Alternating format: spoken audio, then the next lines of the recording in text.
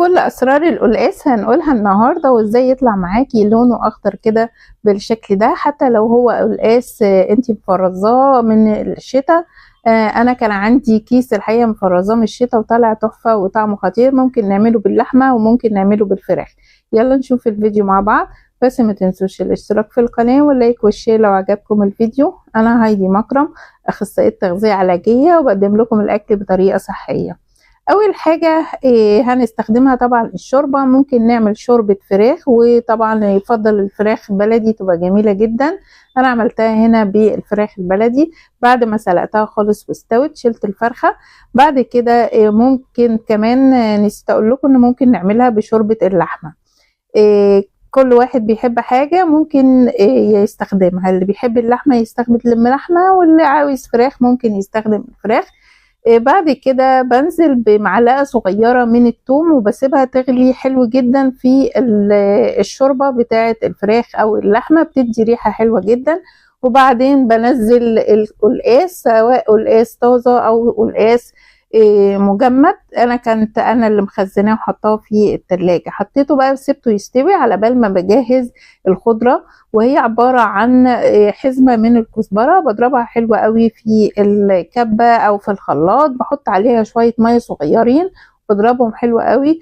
وبعد كده ببتدي اصفيهم واخد المية بتاعتهم بس، وبحطهم على القلقاس قبل ما يكون هطفي عليه ب5 دقايق بس. ما سيبهوش يغلي كتير علشان ما يسودش او ما يغمقش. يعني قبل ما نطفي على القلقاس ب5 دقايق بكون حاطه الخضره او عصير الخضره اللي هي الكزبره الخضراء.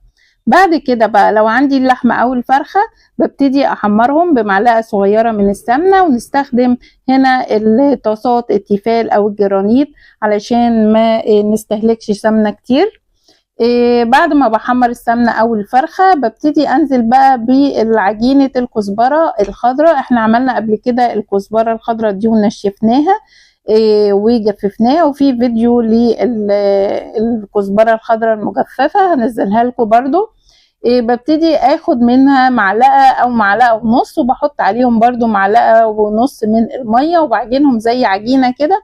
وبعدين بحمرهم في نفس التحميرة بتاعة الفرخة، فبتدي ريحة بقى طعم الفرخة او اللحمة، بتدي طعمها بتبقى خطيرة.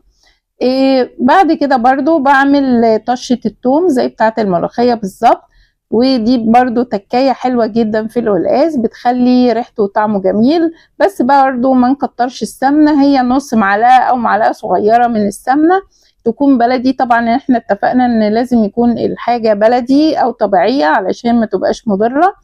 وبعدين بنزل برضو بنص معلقة من الثوم المهروس. لو حابين نقلل الكمية يبقى نص معلقة صغيرة. وببتدي يا دوبك بس اول ما تدي لون كده حاجة بسيطة بنزل عليها بالقلقاس. وعندنا القلقاس بقى اللون بتاعه خطير وجميل وطعمه تحفة. لو عجبكم بقى الفيديو ما تنسوش الاشتراك في القناة واللايك والشير. انا هايدي مكرم، اخصائية تغذية علاجية، وبقدم لكم الاكل بطريقة صحية.